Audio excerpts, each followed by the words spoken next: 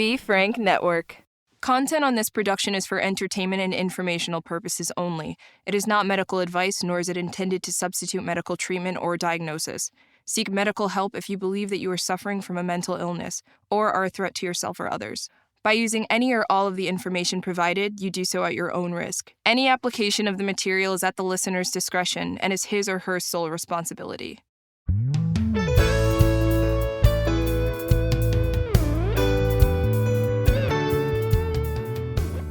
Hey everybody, Doc Brian here, and welcome to Doc Talks, where we traditionally talk about people's troubles, trials, tribulations, and hopefully their triumphs in life. But today we're going to kind of flip the script just a little bit, because I have a good friend with me today, all the way down in sunny Florida, Jesse Lyon from Lyon Mental Health. Hey, Jesse, how in the world are you? Hey, Brian, it's pretty good. Probably a lot warmer in the world down here than it is up there, and I'm not going to complain about it. What is your temperature there today? Let's see. Let me get an accurate reading for you. Currently at 2:00 in the afternoon on a Monday, it's 77 degrees and sunny. I'm looking here. My phone is thinking about what the temperature should be. Currently, it is 70 degrees in North Little Rock. Okay, so we're not that far off. Yeah, it's supposed to get to a high of 76 today. So we'll see. So Jesse and I met on TikTok, and I fell in love with you as a individual, not necessarily with what your content is, because you're a very likable guy. You're very authentic in the content that you produce. However, with that being said, Jesse is a hypnotherapist, and I really did not know how I felt about hypnotherapy. And so at the very beginning, Jesse and I had a Zoom call, and we just kind of discussed what it was, where it come from, and all of that kind of stuff. So today, for the benefit of our listeners, we're going to rehash that conversation about how hypnotherapy works. Now, I think it's important to note the difference between comedic hypnosis and hypnotherapy. Yeah, absolutely. I feel like I fight that stigma, that misunderstanding all the time. That's why I was so open to having the conversation, because I get flack from both sides all over. And so I'm pretty used to that conversation. There is quite a difference between the clinical application of hypnosis and hypnotherapy, which is incredibly divergent from the stage magic, Las Vegas, smoke and mirrors experience of a hypnosis show. They do use similar principles. And so there is some, it's appropriate for them to use the same name, but it's not appropriate for them to be seen as similar, because one is specifically for a show, almost using the audience as props in order to create a spectacle, as opposed to therapy, which is I'm trying to help someone process through something and develop motivation, heal through trauma. Totally different. There's a lot of onstage, obvious manipulation for fun. It's benevolent, it's benign, but in the therapy session, I'm not manipulating anything. There's no, you're going to do this, you're going to do that. It's a very collaborative experience. And actually, when I took my training to become certified as a hypnotherapist in the state of Florida, because there are requirements in order to call yourself that, the course that I took, they actually called it hypnotherapy training in advanced empathy, which I love sort of that way of describing it, because I do think it is that it's a way of empathizing and connecting with someone's unconscious mind, the way that through conversation we connect with the conscious mind. Right. Yeah, I love that. I love that too, which, I'm a borderline empath as it is. So I do know that. Very kind, caring guy, Dr. Brian Shepherd. And there's nothing wrong with that, I don't think. But to your point there, you talked about a manipulation of what's going on. I remember I was visiting this college, I guess, and they had a hypnotist there. And I remember they called like 30 people out of the audience and lined them up. And then they gave one command, and then the hypnotist let 20 of them go back to their seats after the first round. And that was enough for me to know that there's something fishy going on here. There's an awful lot of selecting going on in this process. Yeah. When they do that, there's a term for that. They are looking for what's called a somnambulist. Now, a somnambulist is somebody who, as a hypnotherapist, I'm sort of identifying someone's suggestibility type. And there's physically suggestible and emotionally suggestible. Somebody who is 50-50, like right down the middle, they're called a somnambulist. And they're actually the most suggestible, which is not a bad thing. A lot of people think that's a bad thing. Oh, you can be manipulated. No. They actually tend to be the most creative. They're able to understand things very quickly because they possess both traits. But they are the easiest to hypnotize because they're able to live in an imaginary reality, a reality that is projected. So when they're doing that on stage, they're looking for the somnambulists in the audience because they're going to give the best show. So in your practice, though, do you find that people that come to you, obviously they're already open to the idea of hypnotherapy, but do you have some that come in and you just know that this isn't going to work? And if so, how do you kind of weed through that? Yeah. Sometimes you'd be surprised. Sometimes people come in and they're like, hypnotherapy is stupid. This is bunk. And so they're like, prove me wrong, cross their arms, sit on my couch. I'm like, oh. But here's $150 for you to try. Well, I do need to pay my rent. So thank you. Appreciate it. And I'm here to empathize and care for you. So, first, I try and understand, like everybody has, if there's any emotional sort of volatility inside somebody that they feel a certain way about hypnosis, I got to empathize with that because that probably comes from some pain, some fear, whatever. And so I want to respect that, right? To answer your question, there are some individuals who certain types of hypnosis work best for. The type that I'm kind of thinking of and that most people think of is called formal trance. Formal trance is kind of what you see on stage. And so there are some people that works wonders for. There's a lot of other people who maybe are more resistant, maybe are more cognitive, intellectual, maybe a little more reserved. Even sometimes, I am a licensed mental health counselor. So like sometimes those with personality disorders, they are more stereotypically resistant. And so there's different techniques in order to access and engage with them that I wouldn't necessarily use the cliche formal trance with. But that being said, I use a very broad understanding of what hypnosis is.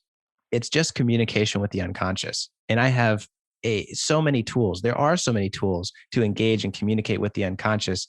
I don't just have to use that formal trance in order to do it. So hypnotherapy is possible with everyone, and I recommend it for everyone, but the tools in which to do it are going to be different for everyone.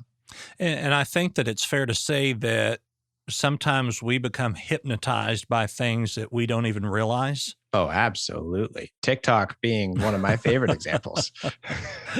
Well, I remember when I would travel a lot, I would get, and truckers get this an actual thing called white line syndrome, of where you look at the white line and you just become entranced with everything that's going on around you. And you either drive off in a ditch or you wake up and are like, well, where did that last 40 miles go? Exactly. I liked one thing that you said in the description of the coursework that you did that was advanced empathy to the subconscious. Is that how you said that? Yeah. The course that I took, they called it training in advanced empathy. Okay.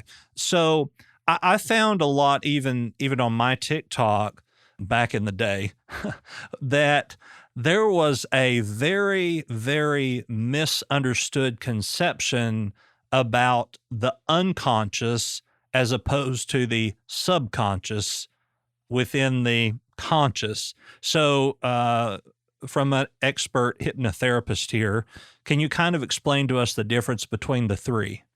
Oh man, I might actually not be the best person to ask because my use of those terms is pretty interchangeable.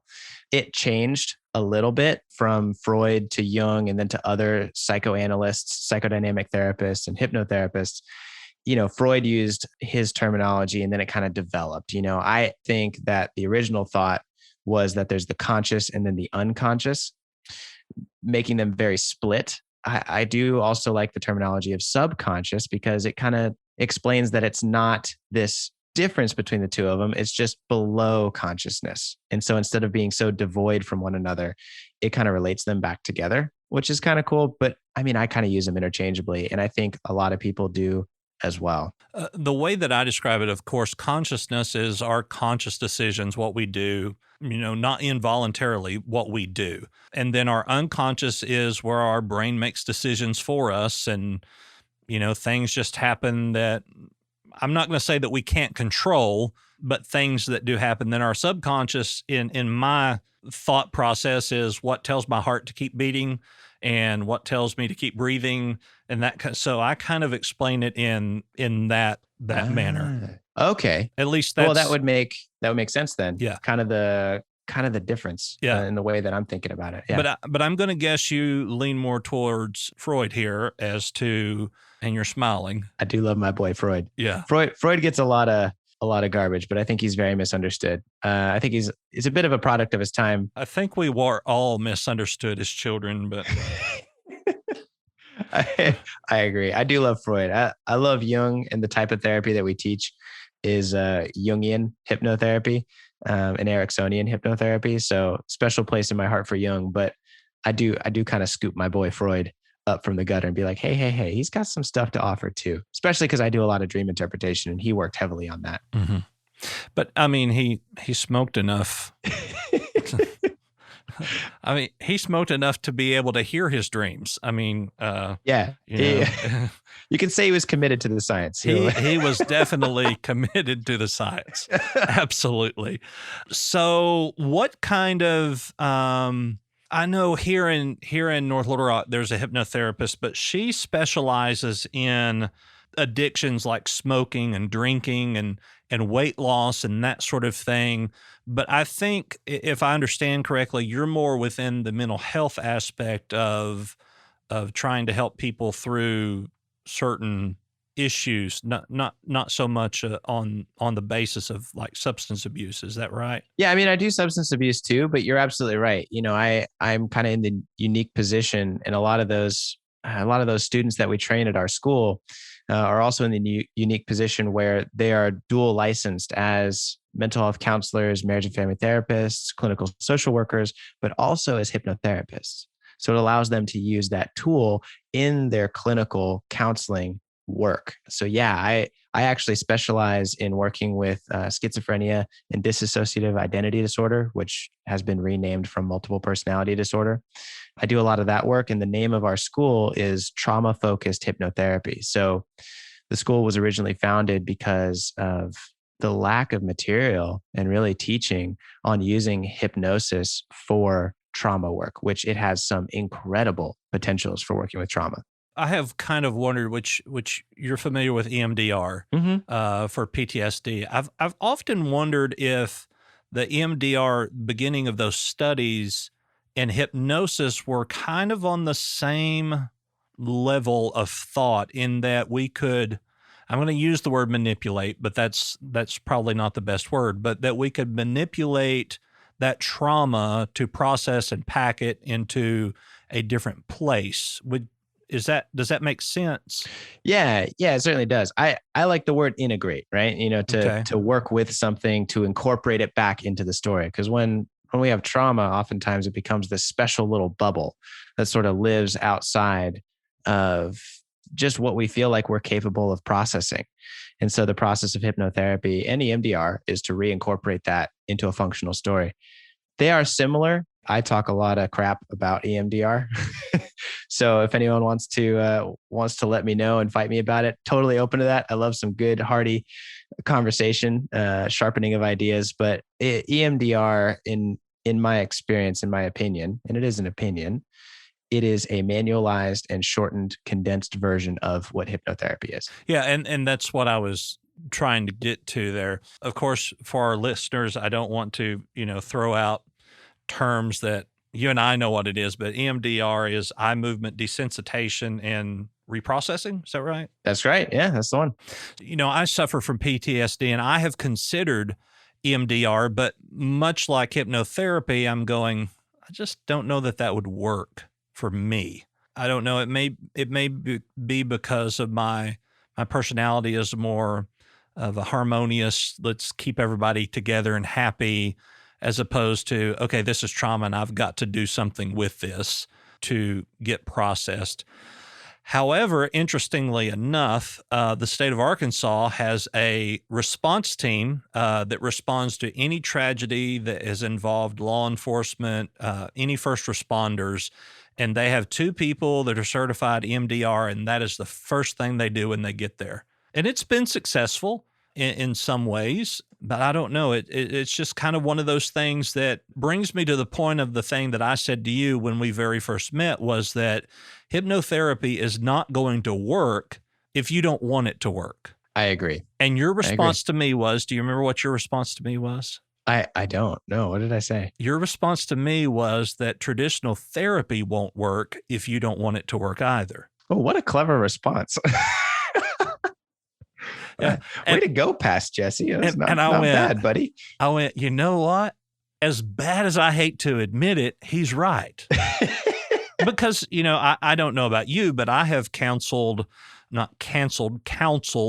younger people that, they may be 18, 19 years old, but they still live with their parents, and their parents are making them come to counseling, and they're sitting there with their earbuds in and their arms crossed, and they're not into it, and they don't care anything about what you have to say.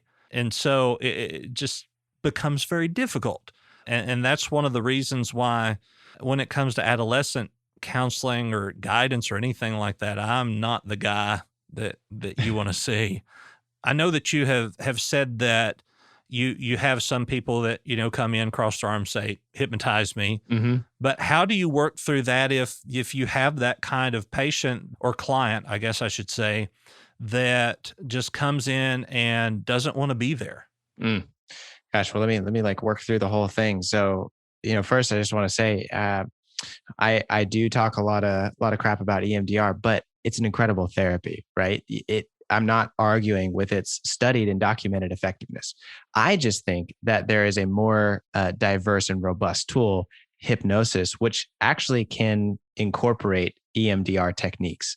I think it's a broader sort of application of communicating and working with the unconscious, which is where we know trauma works. So, when you have that client who is resistant, even a teenager who maybe has trauma and is resistant, that's why I love that we kind of understand hypnotherapy as this advanced empathy, because until I can establish a connection with an individual, whether it's talk therapy, EMDR, hypnosis, CBT, whatever, if there's no empathy, if there's no connection with this individual, then no progress is going to happen. I mean, the vast majority of studies have shown that the largest change agent in a therapeutic relationship is the relationship. It's not actually what modality they use. And so that's where I think hypnotherapy for me has been so just revolutionary, because it understands that and it teaches the techniques in order to help create a relationship, help create trust, and process through these things,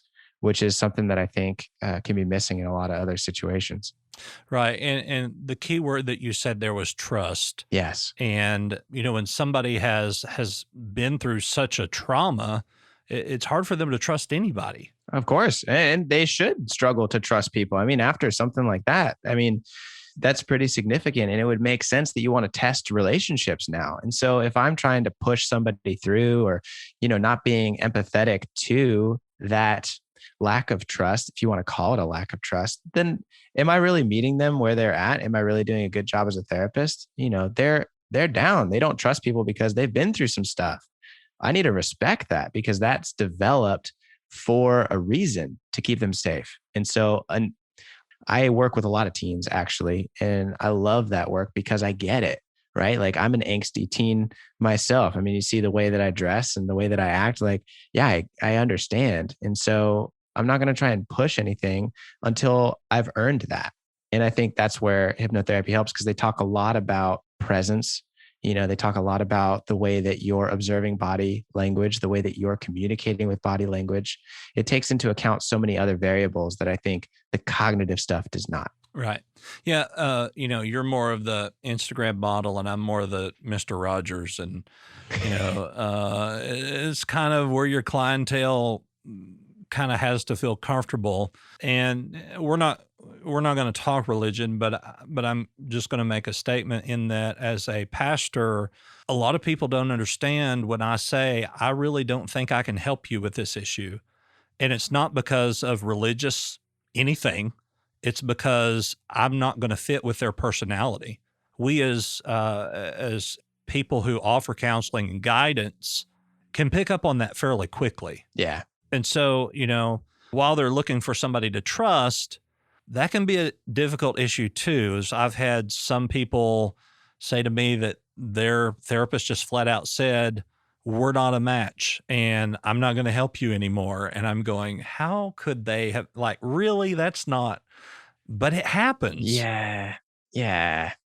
I get that. I think the struggle for me is like ultimately that should be up to the client to choose. I mean, I think the therapist should be honest and talk about their hesitations, but ultimately as the therapist, like I've taken on this job with the understanding and the responsibility that it's my work to prepare myself and to allow myself to be changed in such a way that I can be useful to them, right? I need to enter into their world, not expect them to enter into mine. So the frustration for me is like, that's just such a rejection of empathy. Empathy being meeting someone where they're at when a therapist says, I can't work with you.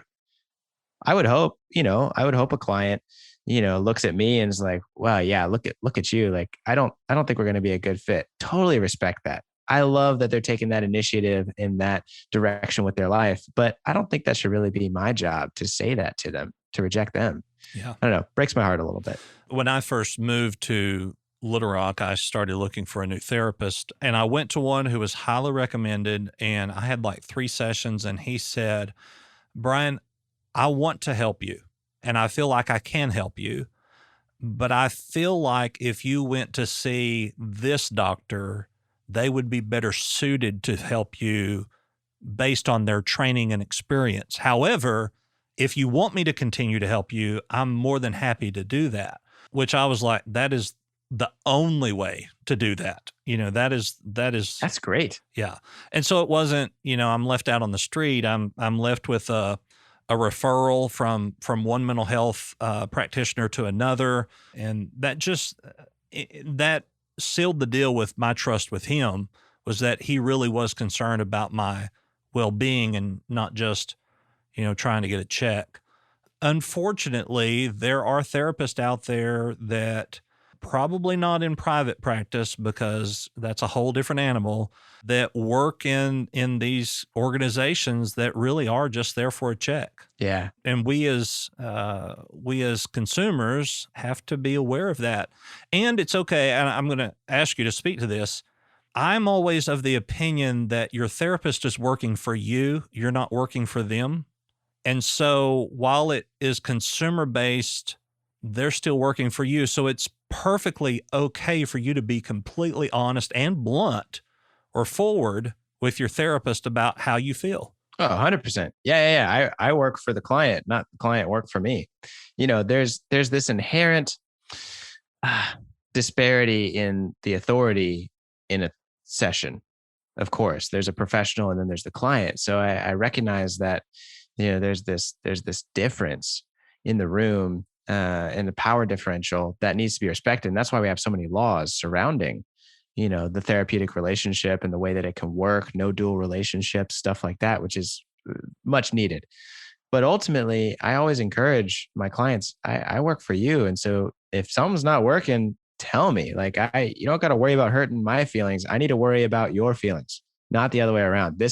The only way for this to work is if you give zero cares for my feelings and just get out what you need to get out. I mean, don't be mean to me, like malicious. Like, I get that. But yeah, don't stress over me. Let's work through this together. Right. So walk me through kind of what would happen. I'm a new client to hypnotherapy. What could I expect? There's kind of 2 situations that I'll walk through. I do work hypnotherapy wise throughout the US and around the world. That's offered as a coaching sort of thing. And I'm able to do that because I'm certified as a hypnotherapist. Now, So if somebody, say in Arkansas, wanted hypnotherapy, they could reach out to you and absolutely. do that under coaching. Or any of our network of therapists that we've got. We've got a directory of therapists that we've put together for anybody who wants to try out even a single session or just to talk to somebody and get some more answers from a certified hypnotherapist. So that can be anybody. And we'll put a link in the description here, but just real quick, what is the website for them to find that? So that would be the school that we teach, traumafocusedhypnotherapy.com. Okay. That's where you can find the directory of hypnotherapists that have been certified by us and that do some really incredible work, and we stand behind them. Or you can just contact Lyon Mental Health on Instagram or you send me a DM, and I'll get you connected too, walk you through the whole thing. carrier pigeon or however y'all do it down in Florida. Sure. Gator mail. Gator mail. Okay. Okay. So I'm a client wanting hypnotherapy from you, let's say with dissociative identity disorder. What am I looking at here? What am I expecting here? So the difference would be if you are in Florida, where I am licensed as a counselor, we can absolutely work together. I can be the medical provider because I'm licensed in the state, and I can be your hypnotherapist. It will be a tool that I will choose whether we should move forward using that tool or not. If you're outside the state, I'm not licensed in any other states as a counselor. So what we would have to do is get a referral from the doctor, the treating physician, your counselor, your psychiatrist, whoever.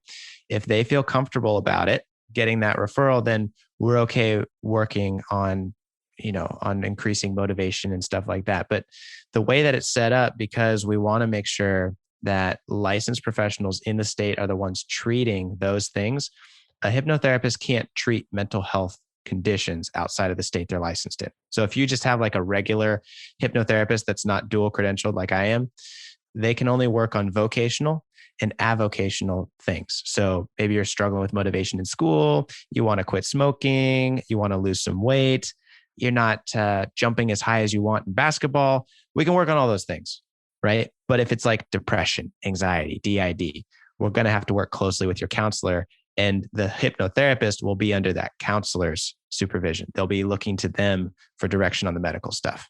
I think that kind of makes sense, right? Okay, so if I had DID, I could see you as a counselor in the state. If I was a resident of Florida, yeah, then we're good to go. I could see you as a counselor, and then the hypnotherapy would just be one of the tools in your tool belt to Precisely. use. Okay, yeah.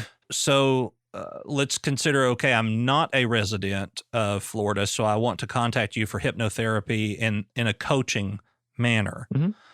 I guess I would have to ask in that regard, what is the most common use of hypnotherapy in the coaching manner that you see personally? Oh, usually it's motivation, not interested in my job anymore. Can't find the drive to get my homework done. It's usually stuff like that. Procrastination, motivation. That's the number one thing. I do a lot of work with addiction type stuff too, like quitting smoking, stopping drinking, things like that. Those are probably top two things that people kind of seek it out for. Okay. So you probably don't know this, but I'm the chiefest of procrastinators.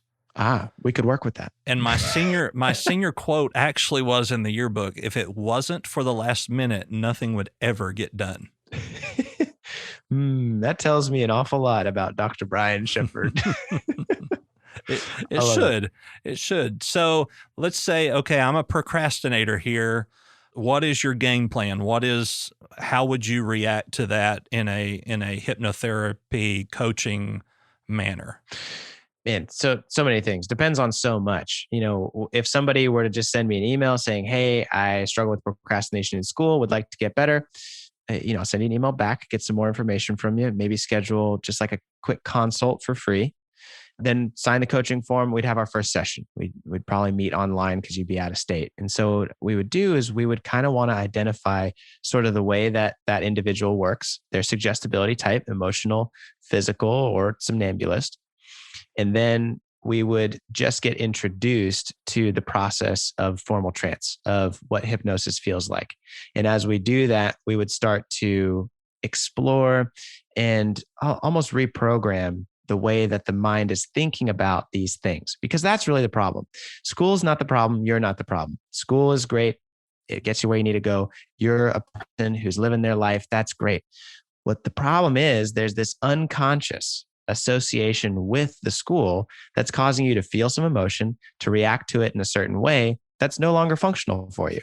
And so we need to rework, suggest a new way to interact with that process. That's what hypnotherapy basically is. Okay, so what would happen in this coaching aspect if you get the vibe that it really isn't necessarily a subconscious issue as much as it may be depression or ADHD or ADD? Where's your game plan from there? Well, it's always connected with the subconscious, but I'm glad that you said that. it's always connected with the subconscious. Everything is. Yeah, it's crazy. I mean, only our two frontal lobes are the things that make any decisions. All the rest is unconscious, from that little piece all the way back through your skull. That's why memories, the amygdala, all part of the unconscious processing. Anyway, I could go on and on. So, but if we identify, okay, wait, this is a depression thing, or, oh, whoa, this is a trauma thing, then I'll be like, hey, I'm still going to work with you. Like, I'm here for you, to support you and care for you. But this is outside of the scope of my practice. I want to do right by you and make sure that you get connected with a counselor, because in order for us to be successful, you're going to need to be under the care of somebody in your state who can be there with you. We're still going to work on this and it's going to get better, but we need to make sure that we have the right team for success here. And that's going to mean that I need to include someone else in on this treatment as well. This may be a really bad comparison, but Okay. I'm really good at really bad comparisons. I'm ready for it. But it's almost like hiring a personal trainer who you work with, maybe like Peloton, where you are working with somebody and that the person decides that you're following their plan, you're eating right, but you're still not losing weight. You might have a thyroid issue. That personal trainer can't help you with that because it is outside the scope of what they do. Right. So they would refer you then to your family physician, who may then send you to an endocrinologist. So it makes sense. I just, for the benefit of our listeners, I just want to make it very clear that there is a definite line that isn't crossed when it comes to a mental health condition, as opposed to a therapeutic hypnotherapy coaching type session. Right. And that's to keep the client safe. That's for safety. I mean, it's the same thing. Like you said, if Peloton or whatever, are you sponsored by Peloton? Can we get them as a sponsor? I wish. If they're listening. If they're listening, they can Shepherd. sponsor me. And then if they have any money left, they can sponsor Jesse. Thanks. That'd be great.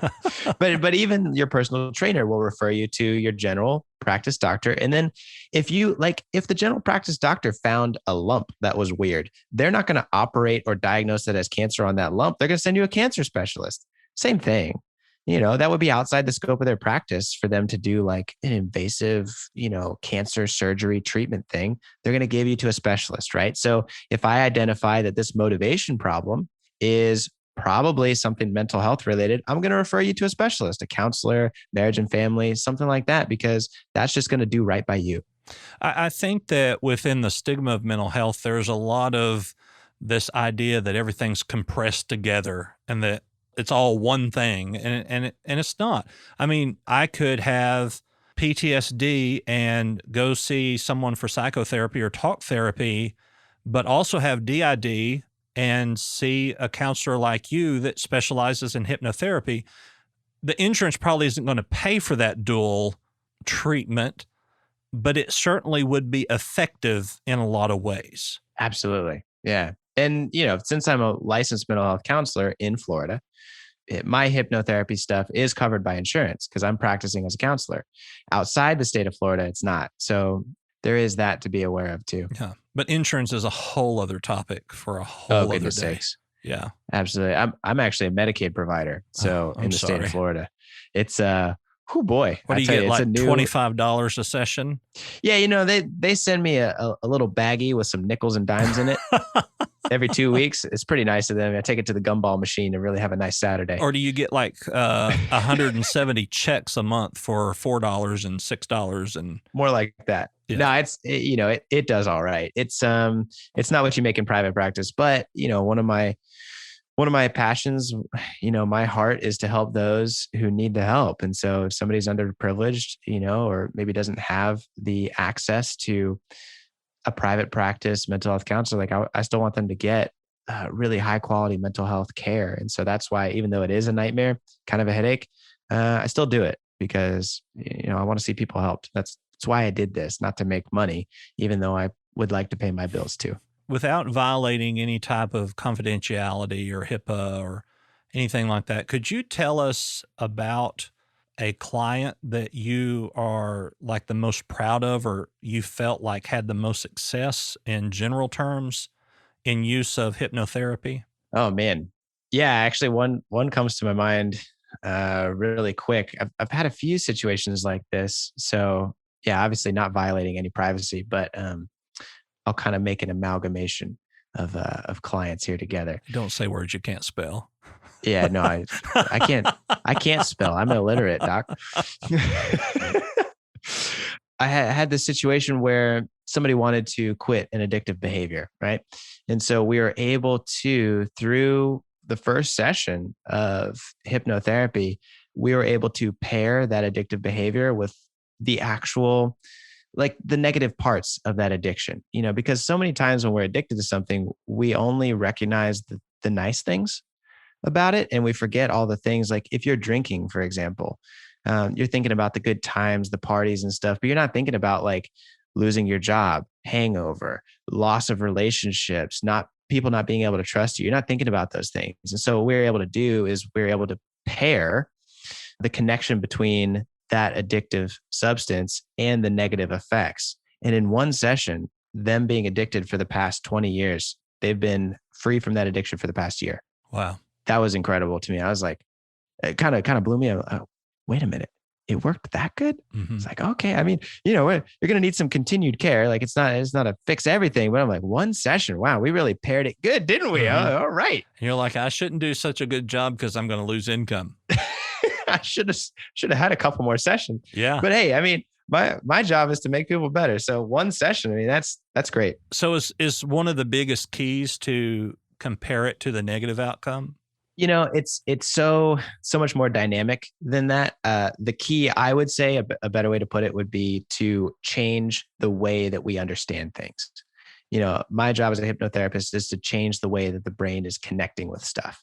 So if that's an addictive thing, like maybe we connect it with the negative experiences, the negative stuff that you really don't want in your life anymore. So that way we can kick it. If it's trauma, maybe we change the way that your brain is understanding and connecting with that trauma so you can live more functionally. It's rewiring our unconscious experience. So what would you say, and you and I have talked about a particular matter, and I won't say what that matter is, but that where I said, I think that this could be an addiction. Do you remember what I'm talking about? And you said, I don't know. No, I don't. Boy, you really pay a whole lot of attention to me. Okay, I'll just say it. I'll just say it. Pornography. Type it in the chat. Yeah. Type it in the chat. Pornography. Oh, love it. So, love it. Love it. Great topic. And it came from this this person on TikTok who was. I remember them. Yeah. Oh yeah. Yeah. Anyway, so this person. We're not going to be able to get through this with a straight face anymore. Now we talked about pornography. well, this person said that it is impossible to be addicted to pornography because pornography is not tangible. It's not giving you, like we're smoking, you get the sensation, or drinking, you're taking, which to me, that is not relevant. But as to where, okay, so I would see pornography could be an addiction, okay? Mm-hmm. When you are watching pornography on your lunch break or your breaks at work, and obviously that's probably not the best time to be doing that sort of thing. But when it starts, with anything, any type of addiction, whatever it may be, when it starts to interfere with your normal everyday life, yeah, in a negative aspect, then I consider that to then become an addiction in a certain way when then you don't have control over it. You have to do it. The impulse is always there. That's where I relate addiction to. So in talking with you, me just making the blanket statement of, yeah, I believe that pornography is an addiction. And you said, well, I don't necessarily know that I agree with that, just as a blanket statement. Not right. I think that's what I was talking about is the right. blanket statement, probably. Yeah. Right. So what would happen if somebody came to you and they were dealing with something like pornography and you didn't really feel like it was an addiction? Well, it's kind of the same. I would relate it to the same type of thing where somebody comes in, they say, I have OCD or I have depression. They're like, well, okay. Let's look at the book. I pull out the big purple book, DSM-5, and I'm like, technically you have 3 out of 5, not 5 out of 5 for depression. So is it depression? Well, technically not, but I get what you're saying, right? I get it, right? Mm-hmm. OCD. Do you have OCD? Well, technically no, but I can see how that's problematic for you in your life. So oftentimes, it's that advanced empathy thing, right? Like, I get it. I get what you're trying to say. I'm going to meet you where you're at. I'm going to probably clarify and put on my professor cap, do a little psychoeducation and say, hey, technically it's not diagnosable, but yeah, there's some similarities there. And so same kind of thing with pornography. Like, pornography, just because it exists doesn't mean it's an addiction. But if you are using pornography in a way that becomes dependent, that's a problem. Well, I'll say this. I had a young man come to me and his addiction wasn't with pornography, but was with masturbation. And I'm talking like really how many times a week? And he was like, oh, we're talking 15 to 20 times a day. And I'm going, how is that even possible? Let alone, and I can't tell you the manner of work that he does, but it was one of those things where he was doing it where you wouldn't imagine somebody doing that there, Yep. I'm going, I don't know that I can help you with that because the only problem that you see with it is the frequency and not any type of immorality or anything of that nature. And so I referred him to somebody else who could help him. And he didn't want to go to somebody else. He wanted me, which then I was like, don't know. Curious why he wanted you. Yeah. I have some inclination. Yeah. Gotcha. Yeah. Gotcha. So, but I get in those things where, even as a pastoral counselor, there are things that I don't necessarily, where the church would say, okay, this is wrong, where I don't necessarily think that's wrong. Yeah. That once again, we're not going to talk religion, but I'm a big person of personal conviction. What may be wrong for me doesn't mean that it's wrong for you. And I think that we have to keep that mindset too, even within in our counseling, that may not be a problem, but once again, if they're coming to you and they feel it's a problem, then it's a problem. Yeah. That at least needs to be talked about in a way that is healthy for that individual to really be able to open their eyes and look at the bigger picture of what's going on. Right. And for me, that's usually going deeper. It's if somebody comes in and says, this is a problem, I'll be like, well, now wait a minute. Like, let's really think about this. Is this actually the problem or is it deeper than that? And most of the time, like, masturbation is not a problem. Like, masturbation is great. Enjoy your body. Like, that's wonderful if that's the way that you appreciate yourself. But if you're using masturbation to do these other things that you should probably be doing in a different way, that can be problematic. For example, I knew an individual who would use masturbation in order to help with feelings of depression. Well, you should probably focus on your depression. It's not the problem is not that you're masturbating too much. The problem is depression. And so I agree with the person like, hey, there's a problem here. Totally agree. I just am not quite sure if I'm on the same page or am convinced yet that it is what you say it is. Because let me tell you, Brian, everybody comes in with that. Not masturbation, but everybody comes in saying I was like, that wait the a problem, second. What? I have a very specific kind of practice. Is this something that is, isolated to Florida? Because Florida, man. Yeah. Goes to therapy for masturbation. Is that listed on your business card as one of your specialty areas? Yeah. Bold letters, right there, center frame. Yeah. I think we all do that though. Geez, in my therapy, I went and talked to my therapist. I'm like, therapist, this is the problem. And they're like, well, wait a minute, Mr. Jesse, I see what you're saying, but let's go a little further with this. Let's understand it more. So I think what you're describing is a normal and healthy part of therapy, defining the problem and getting some real clarity about what's actually going on and figuring out, okay, well, where are we trying to work here? Is it the masturbation, or is it something a little bit more inside the unconscious, not so conscious? Right. Because most of the time what we see as our problem is actually a symptom and not the issue. You nailed it. Yeah. Yep. So how many times have you ever had to say to your client, is this really an issue for you, or is this an issue that your wife said that you had, or that your parents said that you have, or that your husband said that you have? I think I have that conversation with every single client in some way or another, whether it's them being harsh and judgmental on themselves, whether it's a spouse being harsh and judgmental, whether it's a family member, or, a toxic organization that's being harsh on them. I think I do. I'm really struggling to think of any example in my mind where I do not have that conversation, because clarity and awareness of the actual problem is step number one in my book for progress. Okay. So kind of wrapping this up here, I'm just going to ask you, what is the weirdest thing that you've ever treated as a symptom or within coaching without revealing too much information? Absolutely. I've had a lot of things that I think other people would think are weird. And so, when I think about the weirdest thing that I've had in coaching, I kind of struggle with that, because what I is don't the think weirdest anything's thing weird, you think right? that I would find to be weird? Right. So, I'm down with whatever. Like, tell me about your life. Everyone's got to live their life different. But as far as like what would make Doc Brian go, huh? Let me think. I've had some individuals, more than one, who were trans species, which was kind of unique to me. And that's where they different than like a furry. Yeah, no, it wasn't just, dressing up fetishized. They believe they were of a different species. Any specific one that you can name? There was some cat was a popular one. Yeah, I liked that So one. this even is like beyond like pup play. Yeah, no, this is I am a cat. Okay. Yeah, that was a pretty good one. Yeah.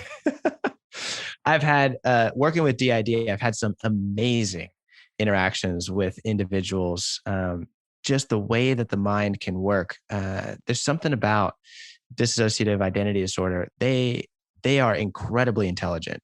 And I've had some individuals who can literally look at a textbook page, like the big ones, the full 8.5 by 11 type textbook page, left and right, memorize the whole thing just like that, close the book and recite every word on that page. That blew me away. So I think more than anything, probably the situations that astound me are the ones where I'm like, what an incredible individual. So could you hypnotize me to be able to do that? No, I think you and I are too stupid. I don't think we could do it. You're only the fifth person that's called me stupid today, but I appreciate that, friend. Hey, well, it was with empathy. We are stupid, Brian. Yeah, well, yeah. Someone else can decide who's stupider out of the two of us. But you said stupider, so obviously the award goes to you. Thank you. My mom always said I was first. Love you, Mom. Yeah, shameless plug there. Love you, Mom. Love you, Mom. Well, Jesse, I appreciate you being on Doc Talks today. And as I said, this is really the very first episode that we've done like this. So we appreciate you. So tell our listeners where they can find you. Oh, man. Thank you for sticking around to this part of the episode on Doc Talks. Appreciate it. You can find more information about me on pretty much any social media platform at this point. Lyon Mental Health, but it's like my last name, Lyon Mental Health. TikTok is kind of my big platform right now. Putting out content on YouTube and Instagram as well. But if you really want to get a hold of me, TikTok's kind of the way to go. But if you want to check out all the stuff, the projects that I'm working on, we've got courses that we teach, we've got an e-learning platform that we're working on, all of that kind of fun goodies and like free downloadable things that can help you with your dreams or hypnosis, lyonmentalhealth.com. It's kind of the conglomeration of everything. LYON mentalhealth.com. Or if you want to get in direct contact with him for the right price, I will give you his cell phone number. Oh. I think it's listed on the website anyway. I'll split it with you. Okay. Yeah. Of course, you can find me at thedocbrian.com. There's a social media link at the bottom of my website that you can find. And feel free to contact me there through our website. We thank you for being with us today on Doc Talks, and make sure to follow us, subscribe, like, comment, whatever it is that you do on whatever streaming platform you are listening to us today. Also, check us out on Patreon, where we have Doc Talks DX, and you can check us out over there and all of our stuff and exclusive content on Patreon. Jesse, once again, thank you for being here with me today. I love you. You're a great guy. I mean that from the bottom of my heart. I really do appreciate you. Thanks, Doc. That warms my heart. Love you too, man. Just the way that you help people around you and your heart. I mean, I agree with that statement you said. I think you are an empath and you care deeply for those around you. So it's a pleasure to be here today and to meet with you. I love it, man. All right. Of course, Doc Talks is a part of the Be Frank Network. Check out all of our podcasts there at BeFrankNetwork.com. Thank you again for listening, and have a good day.